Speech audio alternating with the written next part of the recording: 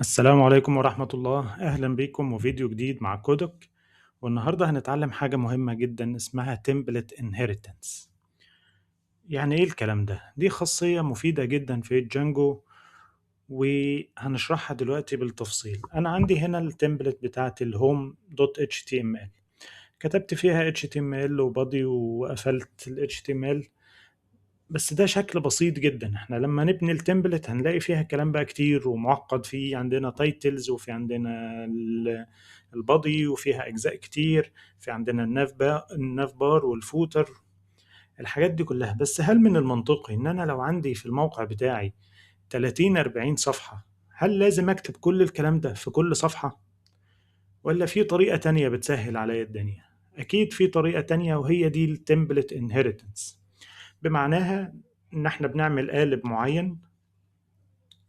القالب ده فيه الحاجات الأساسية اللي احنا عاوزين ننشرها في كل صفحة من الصفحات، وبنعمل لها توريث للتمبلتس التانية.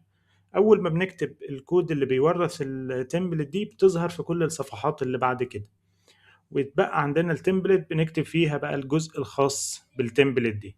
خلينا نشوف مثال. أنا عملت هنا home.html، خليني هعمل تمبلت تانية ونسميها base.html. base.html،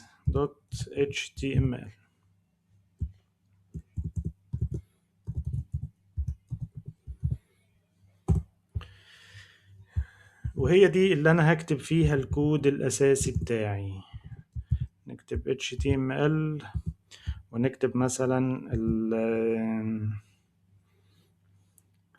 التايتل بتاعنا، نسميه my blog. احنا الكلام ده كله هنغيره مع الوقت، بس انا بس بدي لك مثال علشان نفهم يعني ايه template inheritance. وهنكتب هنا عندنا البادي، ولازم تركز قوي في الحتة دي. احنا عندنا البادي ده هو اللي هيبقى مختلف. انا عندنا اي تمبلت هتبقى موجود فيها التايتل، وفي الاخر فوتر برضو خلينا نعملها بعدين. بس انا عندي الجزء اللي جوه البادي ده هو اللي هيبقى مختلف. طيب ازاي احدده؟ بنكتب هنا التاج دوت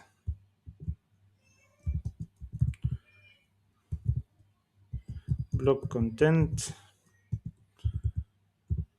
وتحتها بنعمل نفس التاج بس مع اند بلوك. يبقى كل الجزء اللي هيبقى موجود بين الاتنين تاج دولت هيظهر في اي صفحة عندنا. طيب انا عندي كده البيز، خليني اشوف بس التمبلت بتاعتنا كان شكلها ايه. انا عندي التمبلت ما كانش فيها عنوان، فيها بس ويلكم تو ماي بلوج. دي الهوم بيج بتاعتنا اللي احنا شفناها قبل كده. فدلوقتي خلينا نبني الهوم بيج دي.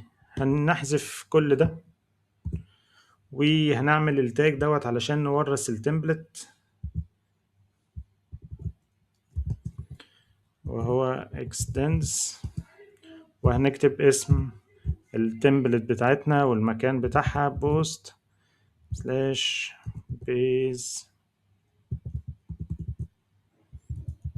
base.html،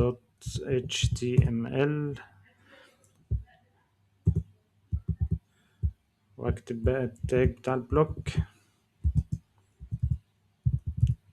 block content، وهنا عندي end block.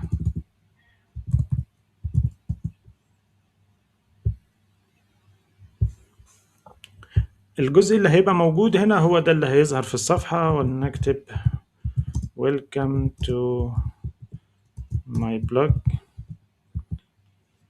ونكتب كلمة كمان template inheritance علشان نشوف. يلا نشوف بقى مع بعض ايه اللي حصل في الصفحة بتاعتنا. بقى العنوان عندي my blog welcome to my blog template inheritance، مع ان ده في التمبلت اللي انا بستدعيها هنا اللي هي الهوم HTML، مش مكتوب فيها كود بتاع HTML، هو بس موجود الجزء ده. تمام، بس انا عملت extend للبيز HTML، فكده هتورث معاها كل حاجة. تمام. انا دلوقتي هضيف الفوتر وهضيف الناف بار. هما الكود جاهز عندي، بس هضيفهم لان احنا يعني مش مكاننا ان احنا نتكلم عن ال HTML. وخلينا نشوف هيبقى شكلهم ايه في الصفحة علشان نكون اول هوم بيج عندنا. ودلوقتي يلا نشوف الصفحة دي بعد ما ضفت ليها الكود. انا بقى في عندي هنا ال HTML، الهيد، الناف بار بتاعنا ده جوه البادي الناف بار، والفوتر جاهزين، والمين هي اللي فيها بلوك كونتنت واند بلوك، هو ده اللي هكتب فيه كل الحاجات اللي هتتورث في اي تمبلت تاني. طيب احنا عندنا هنا الهوم برضو هنسيب فيها نفس الكلام. تعالوا دلوقتي نشوف الصفحة بتاعتنا بقى شكلها ايه. بقى عندي هنا ده الناف بار، وده المين بادي بتاعنا اللي انا كتبته في الهوم HTML، وده الفوتر. كده بقينا ازاي نظبط الستاتيك فايلز اللي هي عبارة عن الصور والسي اس اس والجافا سكريبت.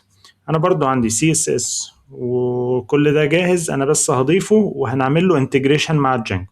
انت ممكن بعد كده تستعمل التمبلت دي لو حد عاوز الكود بتاع ال HTML وال CSS ابعت لي وانا هبعته له على طول، او ممكن تستعمل اي تمبلت عندك جاهز.